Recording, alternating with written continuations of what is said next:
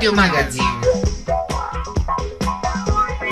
Hier ist die Deutsche Welle. Ici la voix de l'Allemagne. Radio Svizzera Internazionale. This is the voice of the Andes, HCJB, Quito, Ecuador. Notizie, interviste, interventi esterni. Un programma dedicato al mondo delle comunicazioni. 新加坡广播电台第三广播网。 Em cima do Lancietto, um chute cego do Reinaldo quando a bola desceu, o goleiro ainda tocou com ela de mão direita e depois foi lá para conferir e liquidar o problema definitivo para o Bonsusa. O Tita reclamou, pois a jogada realmente não deu mais para ele de qualquer maneira. Salve amici, al microfono Dario Villani. Prima di entrare nel vivo e l'argomento di oggi vi rammento che al termine avremo il consueto spazio con le notizie, il cui testo, insieme al file audio da scaricare in podcast, li potrete ritrovare sul nostro sito web www.radiomagazine.net e dove potrete accedere per eventuali donazioni a sostegno della nostra iniziativa editoriale. Vi rammento anche il nostro indirizzo di posta elettronica per inviare commenti e suggerimenti, per segnalare eventi e notizie o anche per proporre argomenti e interviste. Email radiomagazineinfo@gmail.com, ripeto radiomagazineinfo@gmail.com. Siamo presenti con la nostra pagina anche su Facebook e su Instagram e vi invitiamo a iscrivervi al canale YouTube Radio Magazine Official, dove peraltro avrete modo di interagire in maniera più diretta con noi.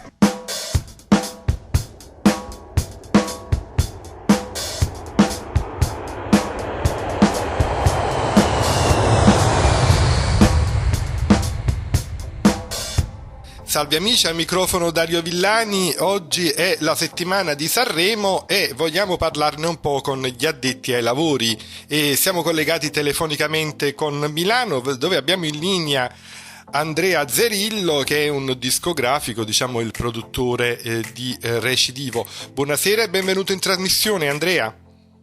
Ciao Dario, tutti bene? Come siamo? Tutto bene? Sì, tutto bene. Qui naturalmente siamo un po' tutti in ansia perché è chiaro che è l'appuntamento, diciamo, clou dell'anno Sanremo. L'edizione del 2023 è stata già annunciata da Amadeus. Ecco, voi dal vostro punto di vista, voi che vivete nel settore musicale, no?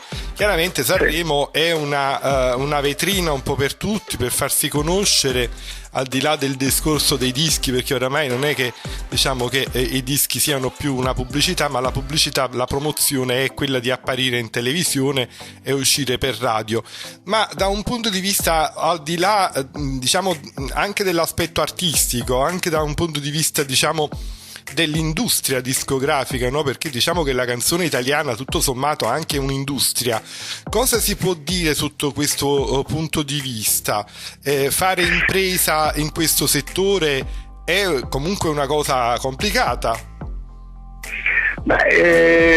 Allora intanto è una bellissima domanda, complimenti Dario, perché qui tu hai aperto un mondo, praticamente hai aperto veramente un mondo vasto, perché allora se noi parliamo di Sanremo anni 2023, allora io dico anche no, non è più una vetrina, o meglio è una vetrina fino a un certo punto. Se tu mi parlavi chiaramente degli anni 50, anni 60, 70 e così via, allora io ti dico, a quel punto era un business enorme, tant'è vero che in molte case discografiche, molte major non si presentano neanche più a Sanremo. Infatti se tu vedi Amadeus, sono i nomi che parlano, lui tra i big e tra i vari giovani non porta più i giovani, quelli che sanno cantare veramente. Adesso sì, me ne assumo le mie responsabilità di quello che sto dicendo. Non prende più i cantanti quelli reali, cioè prende praticamente tutto ciò che su YouTube, quindi sui vari social, è già sperimentato. Quindi cosa vuol dire? Che se io, Andrea Zerillo, non mi conosce nessuno, però non mi conosce nessuno, diciamo televisivamente parlando e radiofonicamente parlando, ma mi conoscono nei vari web, nei vari siti social, YouTube e così via, allora a quel punto io vengo chiamato da Amadeus direttamente, perché se io ho 4 milioni di follower con brani dove sono seguito sui 20 milioni, 30 milioni di visualizzazioni, allora a quel punto vuol dire che io faccio in modo che io stesso, la mia immagine, non più l'immagine che mi darà la RAI, ma bensì sono io che do la mia immagine alla RAI per avere audience. Non so se sono stato chiaro su quello che ho detto. Sì, questo è chiaro, anche perché comunque alla fin fine sei tu che dai l'immagine, ma comunque appunto è una trasmissione che ha uno share che nella punta massima della serata conclusiva il sabato raggiunge gli 11 assolutamente milioni. Però ricordiamoci che aveva perso tantissimo negli anni precedenti prima di Amadeus. Poi c'è stato Fazio che insomma aveva un po' mobilizzato, ma poi quando è arrivato Amadeus ha fatto il boom. Amadeus ha fatto il boom perché ha giocato facile. Io faccio un esempio, non so se ti ricordi, adesso non mi viene, mi ricordo si chiama Kelly, comunque MC Kelly o Kelly, adesso non mi ricordo esattamente il nome, che era un rapper che tra l'altro aveva fatto dei pezzi, dei brani molto discutibili, che aveva, non so se te lo ricordi, che tutti ne avevano discusso di questo brano, insomma un po' diciamo un po' sotto le righe per quanto riguarda il testo, molto cruento, no? Sulle donne, sulla violenza delle donne, insomma trattava le donne nel brano come se fossero praticamente immondizia, come parlava della droga come se fosse normale assumerla, o che chi la prendesse addirittura faceva bene, però semplicemente aveva tot milioni di follower e tot milioni di visualizzazioni nei vari brani. Quindi uno del genere sarebbe mai potuto andare a Sanremo? No, le ore nell'eterno mai, ma Amadeus l'ha preso immediatamente, perché Amadeus sapeva benissimo che se fosse venuto un evento del genere, sicuramente con tutti i follower che aveva, tanti ragazzi incominciavano a guardare Sanremo per vedersi Kelly. Quindi capisci? È un po' cambiata la politica, la strategia. È cambiata la politica, non è più, siccome io ho capito la domanda iniziale, la tua domanda è una buona vetrina? Su alcune cose sì, ma se dobbiamo dare una percentuale, io ti dico sul 20% ti dico sì, l'80% ormai sono gli stessi giovani che fanno da vetrina addirittura a Sanremo, perché è normale che se Dario ha 4 milioni di follower come iscritti su YouTube e 50 milioni di visualizzazioni per brano, ora faccio un esempio, è normale che a me Rai mi conviene prendere Dario, non mi conviene, anche se Dario canta male, posso prendere e non chiamare a Giovannina che ha una voce strepitosa e magari meritava, però non la calcola nessuno. Ecco, non so se diciamo hai capito che in un certo senso dire. sì, ho capito chiaramente quello che dici, perché è evidente che sempre di più i social media, i new media fanno sempre di più da ago della bilancia per quanto riguarda anche i media tradizionali quali sono la Rai, e ce ne siamo accorti anche dalla presenza su Facebook di tante trasmissioni della Rai. C'è la pagina Facebook di Sanremo, appunto, c'è la pagina Facebook del Tempo che fa di Fabio Fazio, quindi diciamo che la Rai ha bisogno anche dei social media per catturare audience. Ma signori, i social media stanno battendo di gran lunga così accadrà, più passa il tempo, più le televisioni e le radio perdono, più i social vincono, ma questo ragazzi è il futuro. Ecco, io però la domanda che abbiamo un po' colto il tema dell'intervista, quello di cui volevo parlare, senz'altro hai dato una bella risposta, però diciamo che la mia domanda era anche un'altra. Radio Magazine, un programma dedicato al mondo delle comunicazioni.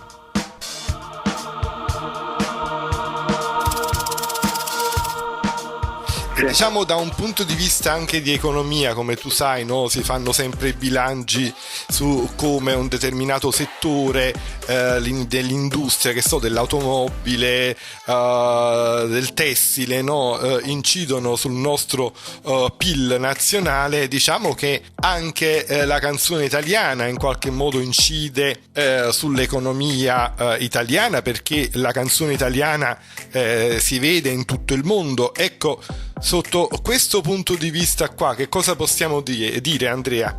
Allora, sotto il punto di vista quanto è remunerativo, praticamente quanto può essere remunerativo la discografia italiana nel mondo? È questa la domanda? Sì, più o meno che importanza ha, diciamo, nella nostra economia, anche considerate anche il metodo con cui voi lavorate, le difficoltà con cui voi lavorate, che siete addetti ai lavori, no?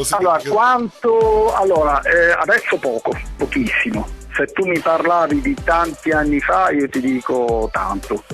Più indietro si va nel tempo e più c'era un certo spazio di importanza anche nell'economia italiana, nel mondo discografico. Ma più si va avanti e la stessa discografia non sa più che pesci prendere, e quello è logico. Tant'è vero che tante major, se prima addirittura compravano degli spazi radiofonici per fare in modo che il loro brano passasse nei vari palinsesti, adesso questo non accade più. Adesso ormai tutto c'è per la loro concorrenza, soprattutto della musica inglese, no? Si fa quasi tutto in Inghilterra, ma si va a registrare. No, assolutamente. Ormai non c'è più l'inglese, l'americano. Lo stesso Vasco Rossi, se noi prendiamo lo stesso Vasco Rossi, ha fatto un brano con Marrakesh, l'ha fatto sì e no 9 mesi fa. Cioè, ora io perché lo sapevo, ma tanta gente non sapeva neanche dell'esistenza di un brano del genere, quindi questo cosa ti fa capire? Ti fa capire che la discografia ormai è data dai social, quindi è tutto social, e quindi remunerativo fino a che punto? Mentre prima non era così, prima la discografica guadagnava tantissimo sulle vendite, ora sulle vendite non guadagna più niente. E diciamo in tutto questo c'entra anche, diciamo, i concerti che un po' tutti quanti, no? Fanno tournée, concerti è l'unica parte dove si guadagna, l'unica parte dove si guadagna sono le tournée, i vari concerti, ma si parla di la serie sei nato per sudare certo, perché è lì che praticamente tutto ormai resta solo quello. Sì, ok, farai qualche visualizzazione, i vari social ti pagano, ma non pensare che ti diano chissà che cosa, mentre su un CD, su il vecchio vinile, la discografia prendeva una barca di soldi prima, e tu compravi il vinile perché non c'era, o le cassette, ok, registravi in cassetta, ma nonostante ciò avevi il rec in cassetta, non è che, quindi music cassette, no? Non è che avevi quel fruscio, quindi tu cercavi la cosa più, diciamo, che all'orecchio poteva essere più tecnologicamente, diciamo, più fine, più pulito, e quindi tu, tra virgolette, eri costretto a comprare il vinile. Col CD eri costretto ancora agli inizi degli anni 90 a comprare il CD, ma poi tutto si è andato a quel paese, perché nel momento in cui tutto diventò digitale, la gente ormai prende Spotify e finisce il film. E poi naturalmente noi in Italia abbiamo il fenomeno dei Maneskin, no? Che stanno spiazzando dappertutto, cioè oramai stanno in vetta alle classifiche in tutto il mondo. Tu che cosa hai fatto? Ti sei già documentato su quelli che parteciperanno a Sanremo? Hai qualche su questo? Oddio, dove mi sono documentato di più è sugli articolo 31, ti dico la verità, forse un po' più nel mio campo. Lì ci sono, poi il resto, per quanto ne so io, forse un po' sempre la stessa solfa, mentre gli articolo 31 secondo me quest'anno sono quelli che qualcosa alla ribalta la posso. Ora il brano chiaramente non lo conosco e ci mancherebbe, però sicuramente dello spettacolo te lo danno, quello sì, anche perché Amadeus, come dicevo prima, non è uno sprovveduto, quindi c'è un motivo perché rimette gli articolo 31 dentro. Ecco, io volevo aprire anche una parentesi su un altro discorso, no? Abbiamo detto che i concerti sono l'unico punto in cui diciamo gli autori e i gruppi, i cantanti possono diciamo anche farsi strada da un punto di vista economico e produrre, diciamo, anche ricchezza al paese, perché chiaramente è quello che incide sul prodotto interno lordo. Ecco, però ci sarebbe a questo punto da aprire anche un capitolo che chiaramente non possiamo esaurire qui, quello spinoso dei diritti d'autore, perché la maggior parte dei cantanti dei gruppi magari cominciano dai night club, dai localini piccoli, dove purtroppo per esibirsi c'è un mucchio di diritti d'autore da pagare. Certo, lì c'è un mucchio di chi li paga, perché poi dobbiamo pure capire cosa tu scrivi. Ecco, allora per quello che succede nei live chiaramente ci sono dei plan che ti dà la SIAE, dove tu praticamente li compili, compilandoli tu... Io la domanda te l'ho fatta perché so che chiaramente oramai da oltre 2 anni bolle in pentola la riforma dei diritti d'autore, no? Perciò che... Sì, bolle in pentola, sì, effettivamente bolle in pentola, ma si sta incominciando pure a cambiare dalla SIAE, ci sta entrando pure in nuove piattaforme che ti tutelano. Ci sono piattaforme inglesi, ci sono piattaforme americane, oggi si decide pure dove andare, e quindi non so, prima era la SIAE e finiva lì con la SIAE, anche se io sono iscritto in SIAE, attenzione. Però in Italia non abbiamo dei pub come in Inghilterra, che no, è così semplice, tu vai in un pub a Londra se vai a Roma, Milano ancora sì, Firenze dico ancora sì, poi altre città insomma lascia un po'. Napoli ha pure qualcosina, se non sbaglio, tu sei napoletano, dovresti saperne qualcosa. Sì, però più che altro diciamo qui c'è molto attività a nero, no? Soprattutto non parliamo dei neomelodici, perché è una cosa che mi fa venire un pochettino i brividi, però chiaramente ho sondato un po' il terreno, ho visto che per esempio per delle piccole manifestazioni da 100, 200, addirittura si parlava di manifestazioni parrocchiali di 200 persone, la SIAE chiede delle cifre spropositate di diritti, che questo non è una cosa, cioè veramente è una limitazione alla libertà di espressione e del pensiero.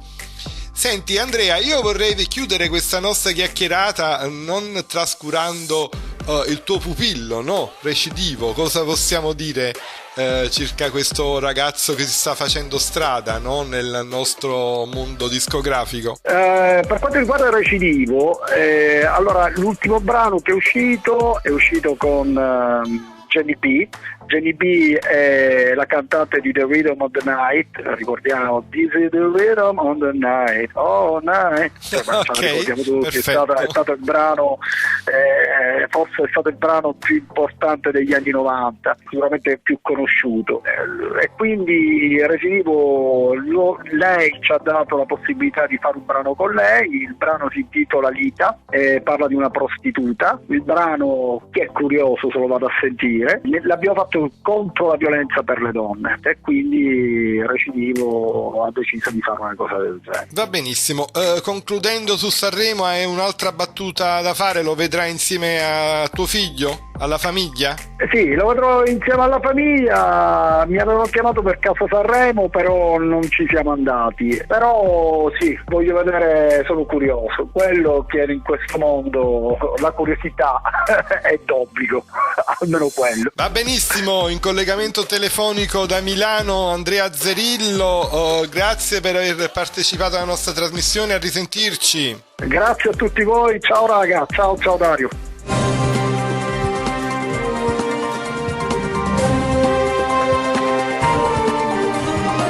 Radio Magazine, un programma dedicato al mondo delle comunicazioni. Il 40,3% degli italiani ha bloccato almeno un componente della propria famiglia su Facebook. Una delle ragioni principali è quella di voler nascondere la propria vita privata, per il 35,1%, seguita dal considerare fastidiosi o irrilevanti i post pubblicati dai parenti, 29,3%, oppure l'essere taggati in contenuti che non interessano, 16,6%. È il risultato di un sondaggio dell'agenzia italiana Time to Play.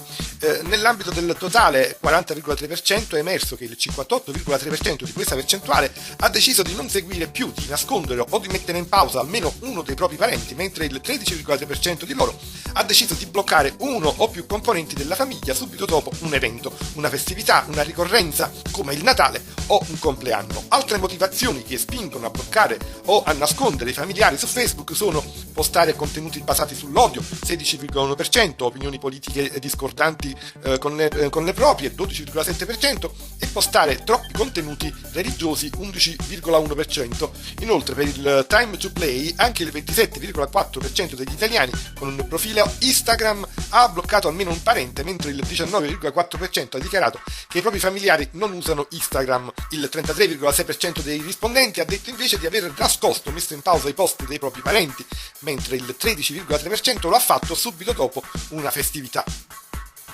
Nel 2020 le imprese e i siti produttivi dei settori ad alta tecnologia, servizi per telecomunicazioni, commercio, AST manufatturiero, telecomunicazioni, farmaceutica, biomedicale e aerospazio in Italia sono arrivate a circa 150.000 unità, occupando poco più di 846.000 addetti. Sono dati della Direzione Studi e Ricerche di Intesa San Paolo.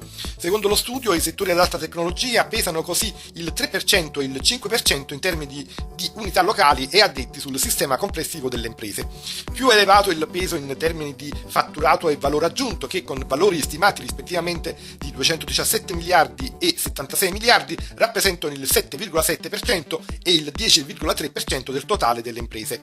L'analisi sull'evoluzione del tessuto produttivo dal 2012 al 2020 evidenzia alcuni cambiamenti che stanno coinvolgendo i settori ad alta tecnologia in Italia.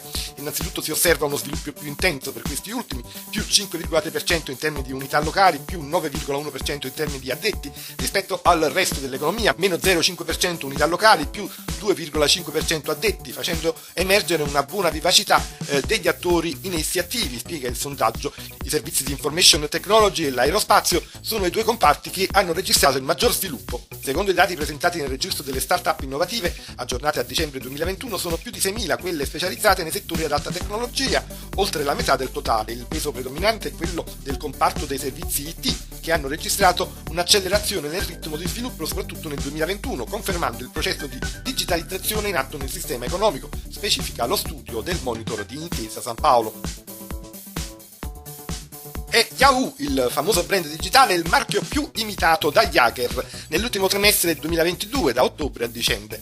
Usato per campagne di phishing, email spam che tentano di ingannare gli utenti, Yahoo rappresenta il 20% di tutte le attività illecite perpetrate via email dai criminali informatici. Numeri che arrivano dal nuovo rapporto dell'agenzia di sicurezza Checkpoint Research dal titolo Brand Phishing Report.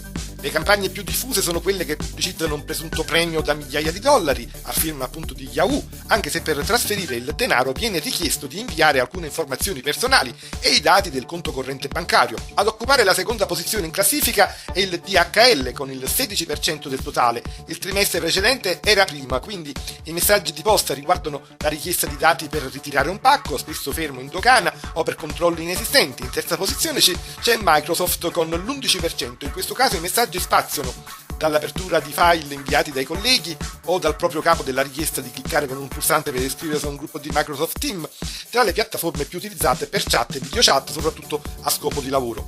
A completare la top 10 del crimine informatico vengono prese di mira di più al 5,8% Google, 5,7% LinkedIn, 5,3% WeTransfer, 4,4% Netflix, 2,5% FedEx, 2,3% HSBC e 2,2% WhatsApp. Omar Debinsky, Data Grab Manager di Checkpoint Software, ha dichiarato: stiamo vedendo hacker che cercano di adescare i loro obiettivi offrendo premi e ingenti somme di denaro. Ricorda: se sembra troppo bello per essere vero, quasi sempre lo è. Puoi proteggerti da un attacco di brand phishing evitando di fare click su collegamenti o allegati sospetti e controllando sempre l'indirizzo del sito, la pagina a cui sei indirizzato. Bisogna cercare soprattutto gli errori di ortografia e non fornire volontariamente informazioni non necessarie. Rallenta per la prima volta l'economia globale delle app. La spesa dei consumatori per le applicazioni nel 2022 è scesa del 2% a 167 miliardi di dollari. Nel 2021 la crescita era stata del 19%. Allo stesso tempo i download sono aumentati dell'11% su base annua, ma non nell'ultimo trimestre, ovvero quello di Natale, trainati in particolare dai mercati emergenti.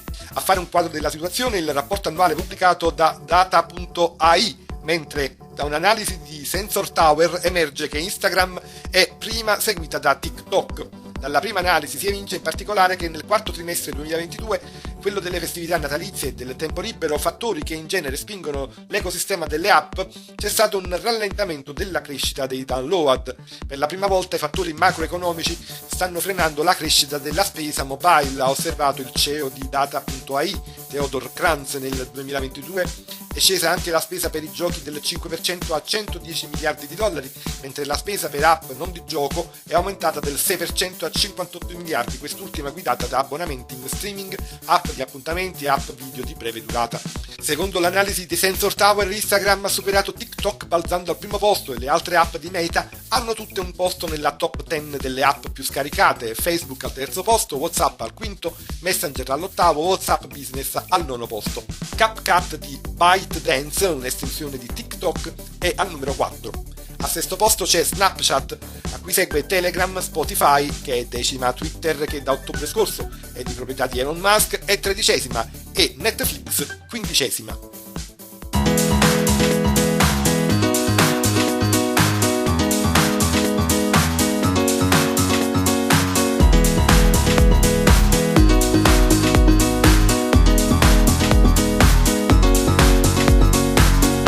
Siamo al termine. Prima di salutarvi vi rammento che tutto il nostro programma è scaricabile in podcast dal sito www.radiomagazine.net, email radiomagazineinfo@gmail.com, e dal nostro sito potrete contribuire per eventuali donazioni a sostegno della nostra iniziativa editoriale. Siamo presenti con la nostra pagina anche su Facebook e su Instagram e vi invitiamo a iscrivervi al nostro canale YouTube Radio Magazine Official.